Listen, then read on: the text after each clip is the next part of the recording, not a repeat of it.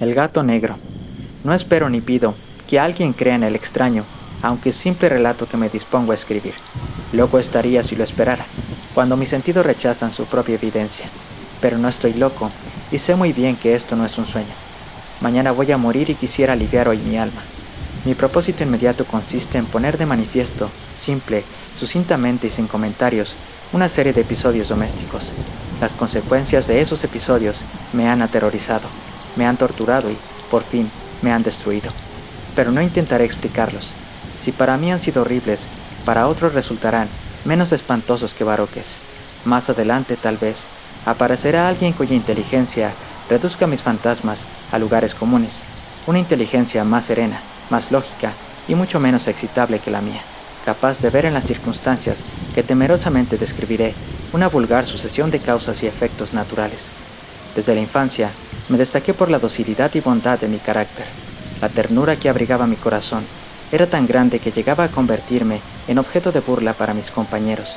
Me gustaban especialmente los animales, y mis padres me permitían tener una gran variedad. Pasaba a su lado la mayor parte del tiempo, y jamás me sentía más feliz que cuando les daba de comer y los acariciaba. Este rasgo de mi carácter creció conmigo y, cuando llegué a la virilidad, se convirtió en una de mis principales fuentes de placer. Aquellos que alguna vez han experimentado cariño hacia un perro fiel y sagaz, no necesitan que me molesten explicarles la naturaleza o la intensidad de la retribución que recibía. Hay algo en el generoso y abnegado amor de un animal que llega directamente al corazón de aquel que con frecuencia ha probado la falsa amistad y la frágil fidelidad del hombre. Me casé joven y tuve la alegría de que mi esposa compartiera mis preferencias. Al observar mi gusto por los animales domésticos, no perdía oportunidad de procurarme los más agradables de entre ellos. Teníamos pájaros, peces de colores, un hermoso perro, conejos, un monito y un gato. Este último era un animal de notable tamaño y hermosura, completamente negro y de una sagacidad asombrosa. Al referirse a su inteligencia, mi mujer, que en el fondo era no poco supersticiosa, aludía con frecuencia a la antigua creencia popular de que todos los gatos negros son brujas metamorfoseadas. No quiero decir que lo creyera seriamente, y solo menciono la cosa porque acabo de recordarla. Plutón, tal era el nombre del gato, se había convertido en mi favorito y mi camarada. Solo yo le daba de comer, y él me seguía por todas partes en casa. Me costaba mucho impedir que anduviera tras de mí en la calle. Nuestra amistad duró así varios años, en el curso de los cuales, me enrojezco al confesarlo, mi temperamento y mi carácter se alteraron radicalmente por culpa del demonio, intemperancia. Día a día me fui volviendo más melancólico, irritable e indiferente hacia los sentimientos ajenos. Llegué incluso a hablar descomedidamente a mi mujer y terminé por infligirle violencias personales. Mis favoritos, claro está, sintieron igualmente el cambio de mi carácter. No solo los descuidaba, sino que llegué a hacerles daño. Hacia Plutón, sin embargo, conservé suficiente consideración como para abstenerme de maltratarlo, cosa que hacía con los conejos, el mono y hasta el perro, cuando por casualidad, o movidos por el afecto, se cruzaban en mi camino. Mi enfermedad, empero, se agravaba, pues, ¿qué enfermedad es comparable al alcohol? Y finalmente el mismo Plutón, que ya estaba viejo y, por tanto, algo enojadizo, empezó a sufrir las consecuencias de mi mal humor. Una noche en que volví a casa completamente embriagado, después de una de mis correrías por la ciudad, me pareció que el gato evitaba mi presencia. Lo alcé en brazos, pero, asustado por mi violencia, me mordió ligeramente en la mano. Al punto se apoderó de mí una furia demoníaca, y ya no supe lo que hacía. Fue como si la raíz de mi alma se separara de golpe de mi cuerpo. Una maldad más que diabólica, alimentada por la ginebra, estremeció cada fibra de mi ser. Sacando del bolsillo del chaleco un cortaplumas, lo abrí mientras sujetaba al pobre animal por el pescuezo y, deliberadamente, le hice saltar un ojo. Me enrojezco, me abrazo, tiemblo mientras escribo tan condenable atrocidad. Cuando la razón retornó con la mañana, cuando hube disipado en el sueño los vapores de la orgía nocturna, sentí que el horror se mezclaba con el remordimiento ante el crimen cometido, pero mi sentimiento era débil y ambiguo. No alcanzaba a interesar al alma. Una vez más, me hundí en los excesos y muy pronto ahogué en vino los recuerdos de lo sucedido. El gato, entre tanto, mejoraba poco a poco. Cierto que la órbita, donde faltaba el ojo, presentaba un horrible aspecto, pero el animal no parecía sufrir ya. Se paseaba, como de costumbre, por la casa, aunque, como es de imaginar, huía aterrorizado al verme. Me quedaba aún bastante de mi antigua manera de ser para sentirme agraviado por la evidente antipatía de un animal que alguna vez me ha querido tanto. Pero ese sentimiento no tardó en ceder paso a la irritación, y entonces, para mi caída final e irrevocable, se presentó el espíritu de la perversidad. La filosofía no tiene en cuenta este espíritu y, sin embargo, tan seguro estoy de que mi alma existe como de que la perversidad es uno de los impulsos primordiales del corazón humano, una de las facultades primarias indivisibles, uno de esos sentimientos que dirigen el carácter del hombre. ¿Quién no se ha sorprendido a sí mismo 100 veces en momentos en que cometía una acción tonta o malvada por la simple razón de que no debía cometerla? ¿No hay en nosotros una tendencia permanente que enfrenta descaradamente al buen sentido, una tendencia a transgredir lo que constituye la ley por el solo hecho de serlo? Este espíritu de perversidad se presentó, como he dicho, en mi caída final, y el insondable anhelo que tenía mi alma de vejarse a sí misma, de violentar su propia naturaleza, de hacer mal por el mal mismo, me incitó a continuar y, finalmente, a consumar el suplicio que había infligido a la inocente bestia. Una mañana, obrando a sangre fría, le pasé un lazo por el pescuezo y la ahorqué en la rama de un árbol. La ahorqué mientras las lágrimas manaban de mis ojos y el más amargo remordimiento me apretaba el corazón. La ahorqué porque recordaba que me había querido y porque estaba seguro de que no me había dado motivo para matarlo. La ahorqué porque sabía que, al hacerlo, cometía un pecado mortal que comprometía mi alma hasta llevarla, si ello fuera posible, más allá del alcance de la infinita misericordia del Dios más misericordioso y más terrible. La noche de aquel mismo día en que cometí tan cruel acción, me despertaron gritos de ¡incendio! Las cortinas de mi cama eran una llama viva, y toda la casa estaba ardiendo. Con gran dificultad pudimos escapar de la conflagración mi mujer, un sirviente y yo. Todo quedó destruido. Mis bienes terrenales se perdieron, y desde ese momento tuve que resignarme a la desesperanza. No incurriré en la debilidad de establecer una relación de causa y efecto entre el desastre y mi criminal acción, pero estoy detallando una cadena de hechos y no quiero dejar ningún eslabón incompleto. Al día siguiente del incendio, acudí a visitar las ruinas. Salvo una, las paredes se habían desplomado. La que quedaba en pie era un tabique divisorio de poco espesor, situado en el centro de la casa y contra el cual se apoyaba antes la cabecera de mi lecho. El enlucido había quedado a salvo de la acción del fuego, cosa que atribuía a su reciente aplicación. Una densa muchedumbre habíase reunido frente a la pared, y varias personas parecían examinar parte de la misma con gran atención y detalle. Las palabras extraño, curioso y otras similares excitaron mi curiosidad. Al aproximarme vi que, en la blanca superficie, grabada como un bajorrelieve, aparecía la imagen de un gigantesco gato. El contorno tenía una nitidez verdaderamente maravillosa.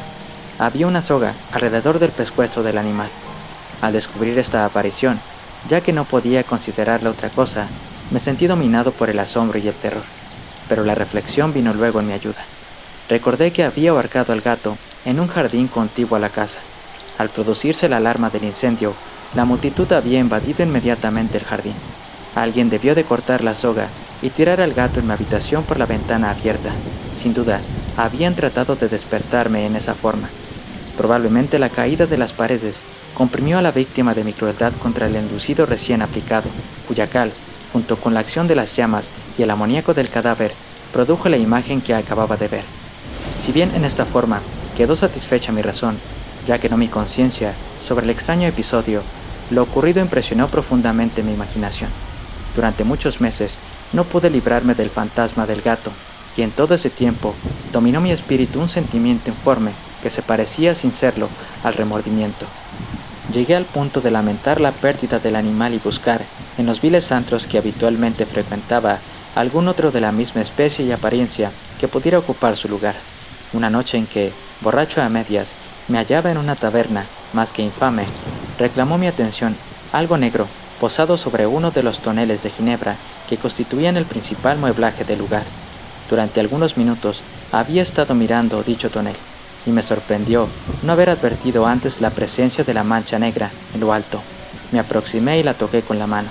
Era un gato negro muy grande, tan grande como Plutón, y absolutamente igual a este, salvo un detalle. Plutón no tenía el menor pelo blanco en el cuerpo, mientras este gato mostraba una vasta, aunque indefinida mancha blanca que le cubría casi todo el pecho. Al sentirse acariciado, se enderezó prontamente, ronroneando con fuerza. Se frotó contra mi mano y pareció encantado de mis atenciones. Acababa, pues, de encontrar el animal que precisamente andaba buscando. De inmediato, propuse su compra al tabernero, pero me contestó que el animal no era suyo y que jamás lo había visto antes ni sabía nada de él. Continué acariciando al gato y, cuando me disponía a volver a casa, el animal pareció dispuesto a acompañarme. Le permití que lo hiciera, deteniéndome una y otra vez para inclinarme y acariciarlo. Cuando estuvo en casa, se acostumbró a ella de inmediato y se convirtió en el gran favorito de mi mujer. Por mi parte, pronto sentí nacer en mí una antipatía hacia aquel animal. Era exactamente lo contrario de lo que había anticipado, pero, sin que pueda decir cómo ni por qué, su marcado cariño por mí me disgustaba y me fatigaba. Gradualmente, el sentimiento de disgusto y fatiga creció hasta alcanzar la amargura del odio. Evitaba encontrarme con el animal. Un resto de vergüenza y el recuerdo de mi crueldad de antaño me vedaban maltratarlo. Durante algunas semanas me abstuve de pegarle o de hacerle víctima de cualquier violencia, pero gradualmente, muy gradualmente, llegué a mirarlo con inexpresable odio y a huir en silencio de su detestable presencia, como si fuera una emanación de la peste. Lo que, sin duda, contribuyó a aumentar mi odio fue descubrir, a la mañana siguiente de haberlo traído a casa, que aquel gato, igual que Plutón, era tuerto. Esta circunstancia fue precisamente la que le hizo más grato a mi mujer, quien, como ya dije, poseía en alto grado esos sentimientos humanitarios que alguna vez habían sido mi rasgo distintivo y la fuente de mis placeres más simples y más puros. El cariño del gato por mí parecía aumentar en el mismo grado que mi aversión. Seguía mis pasos con una pertinacia que me costaría hacer entender al lector. Donde quiera que me sentara, venía a ovillarse bajo mi silla o saltaba a mis rodillas, prodigándome sus odiosas caricias. Si echaba a caminar, se metía entre mis pies, amenazando con hacerme caer, o bien clavaba sus largas y afiladas uñas en mis ropas para poder trepar hasta mi pecho. En esos momentos, aunque ansiaba aniquilarlo de un solo golpe, me sentía paralizado por el recuerdo de mi primer crimen, pero sobre todo, quiero confesarlo ahora mismo, por un espantoso temor al animal. Aquel temor no era precisamente miedo de un mal físico y, sin embargo, me sería imposible definirlo de otra manera. Me siento casi avergonzado de reconocer, sí, aún en esta celda de criminales, me siento casi avergonzado de reconocer que el terror, el espanto que aquel animal me inspiraba, era intensificado por una de las más insensatas quimeras que sería dado concebir. Más de una vez mi mujer me había llamado la atención sobre la forma de la mancha blanca de la cual ya he hablado, y que constituía la única diferencia entre el extraño animal y el que yo había matado. El lector recordará que esta mancha, aunque grande, me había aparecido al principio de forma indefinida, pero gradualmente, de manera tan imperceptible que mi razón luchó durante largo tiempo por rechazarla como fantástica, la mancha fue asumiendo un contorno de rigurosa precisión.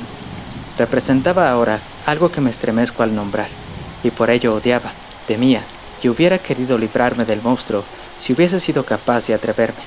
Representaba, digo, la imagen de una cosa atroz, siniestra, la imagen del patíbulo, oh, lúgubre y terrible máquina del horror y del crimen, de la agonía y de la muerte. Me sentí entonces más miserable que todas las miserias humanas. Pensar que una bestia, cuyo semejante había yo destruido desdeñosamente, una bestia, era capaz de producir tan insoportable angustia en un hombre creado a imagen y semejanza de Dios. Ay, ni de día ni de noche pude ya gozar de la bendición del reposo.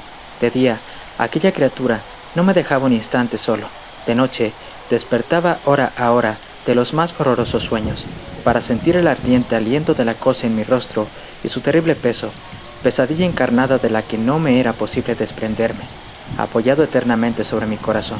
Bajo el agobio de tormentos semejantes, sucumbió en mí lo poco que me quedaba de bueno. Solo los malos pensamientos disfrutaban ya de mi intimidad, los más tenebrosos, los más perversos pensamientos. La melancolía habitual de mi humor creció hasta convertirse en aborrecimiento de todo lo que me rodeaba y de la entera humanidad, y mi pobre mujer, que de nada se quejaba, llegó a ser la habitual y paciente víctima de los repentinos y frecuentes arrebatos de ciega cólera a que me abandonaba. Cierto día, para cumplir una tarea doméstica, me acompañó al sótano de la vieja casa, donde nuestra pobreza nos obligaba a vivir. El gato me siguió mientras bajaba la empinada escalera y estuvo a punto de tirarme cabeza abajo, lo cual me exasperó hasta la locura. Alzando un hacha y olvidando en mi rabia los pueriles temores que hasta entonces habían detenido mi mano, descargué un golpe que hubiera matado instantáneamente al animal de haberlo alcanzado, pero la mano de mi mujer detuvo su trayectoria. Entonces, llevado por su intervención a una rabia más que demoníaca, me zafé de su abrazo y le hundí el hacha en la cabeza. Sin un solo quejido, cayó muerta a mis pies. Cumplido este espantoso asesinato, me entregué al punto y con toda sangre fría a la tarea de ocultar el cadáver. Sabía que era imposible sacarlo de casa, tanto de día como de noche, sin correr el riesgo de que algún vecino me observara. Diversos proyectos cruzaron mi mente. Por un momento pensé en descuartizar el cuerpo y quemar los pedazos. Luego, se me ocurrió cavar una tumba en el piso del sótano. Pensé también si no convenía arrojar el cuerpo al pozo del patio o meterlo en un cajón, como si se tratara de una mercadería común, y llamar a un mozo de cordel para que lo retirara de casa, pero, al fin, di con lo que me pareció el mejor expediente y decidí emparedar el cadáver en el sótano, tal como se dice que los monjes de la Edad Media emparedaban a sus víctimas. El sótano se adaptaba bien a este propósito. Sus muros eran de material poco resistente y estaban recién revocados con un mortero ordinario, que la humedad de la atmósfera no había dejado endurecer. Además, en una de las paredes se veía la saliencia de una falsa chimenea, la cual había sido rellenada y tratada de manera semejante al resto del sótano. Sin lugar a dudas, sería muy fácil sacar los ladrillos en esa parte, introducir el cadáver y tapar el agujero como antes, de manera que ninguna mirada pudiese descubrir algo sospechoso. No me equivocaba en mis cálculos. Fácilmente saqué los ladrillos con ayuda de una palanca y, luego de colocar cuidadosamente el cuerpo contra la pared interna, lo mantuve en esa posición, mientras aplicaba de nuevo la mampostería en su forma original. Después de procurarme argamasa, arena y cerda, preparé un enlucido que no se distinguía del anterior y revoqué cuidadosamente el nuevo enladrillado. Concluida la tarea, me sentí seguro de que todo estaba bien. La pared no mostraba la menor señal de haber sido tocada. Había barrido hasta el menor fragmento de material suelto. Miré en torno, triunfante, y me dije, aquí, por lo menos, no he trabajado en vano. Mi paso siguiente consistió en buscar a la bestia causante de tanta desgracia, pues al final me había decidido a matarla. Si en aquel momento el gato hubiera surgido ante mí, su destino habría quedado sellado, pero, por lo visto, el astuto animal, alarmado por la violencia de mi primer acceso de cólera, se cuidaba de aparecer mientras no cambiara mi humor.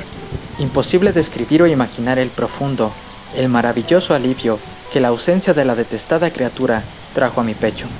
No se presentó aquella noche, y así, por primera vez desde su llegada a la casa, pude dormir profunda y tranquilamente. Sí, pude dormir, aún con el peso del crimen sobre mi alma. Pasaron el segundo y el tercer día, y mi atormentador no volvía. Una vez más, respiré como un hombre libre. Aterrado, el monstruo había huido de casa para siempre. Ya no volvería a contemplarlo. Gozaba de una suprema felicidad. Y la culpa de mi negra acción me preocupaba muy poco. Se practicaron algunas averiguaciones, a las que no me costó mucho responder. Incluso hubo una perquisición en la casa, pero, naturalmente, no se descubrió nada. Mi tranquilidad futura me parecía asegurada. Al cuarto día del asesinato, un grupo de policías se presentó inesperadamente y procedió a una nueva y rigurosa inspección. Convencido de que mi escondrijo era impenetrable, no sentí la más leve inquietud. Los oficiales me pidieron que los acompañara en su examen. No dejaron hueco ni rincón sin revisar. Al final, por tercera o cuarta vez, bajaron al sótano. Los seguí sin que me temblara un solo músculo. Mi corazón latía tranquilamente, como el de aquel que duerme en la inocencia. Me pasé de un lado al otro del sótano. Había cruzado los brazos sobre el pecho y andaba tranquilamente de aquí para allá. Los policías estaban completamente satisfechos y se disponían a marcharse. La alegría de mi corazón era demasiado grande para reprimirla. Ardía en deseos de decirles, por lo menos, una palabra como prueba de triunfo y confirmar doblemente mi inocencia. «Caballeros», dije, por fin, cuando el grupo subía a la escalera. «Me alegro mucho de haber disipado sus sospechas. Les deseo felicidad y un poco más de cortesía. Dicho sea de paso, caballeros, Esta casa está muy bien construida. En mi frenético deseo de decir alguna cosa con naturalidad, casi no me daba cuenta de mis palabras. Repito que es una casa de excelente construcción. Estas paredes... ¿Ya se marchan ustedes, caballeros? Tienen una gran solidez. Y entonces, arrastrado por mis propias bravatas, golpeé fuertemente con el bastón que llevaba en la mano sobre la pared del enladrillado, tras de la cual se hallaba el cadáver de la esposa de mi corazón. Que Dios me proteja y me libre de las garras del archidemonio.